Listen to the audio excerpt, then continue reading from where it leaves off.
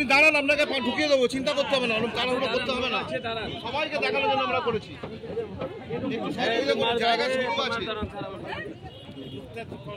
আমরাই বেরোতে পারছি না, 1 ঘন্টা দাঁড়িয়ে আছে, রাখছি ওই দাঁড়া। সেই জায়গাটা অনেক বড় দরকার ছিল, অনেক স্বাধীন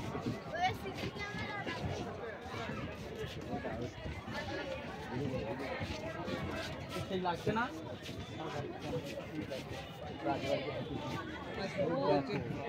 সব ঠাকুর আছে ওর মধ্যে,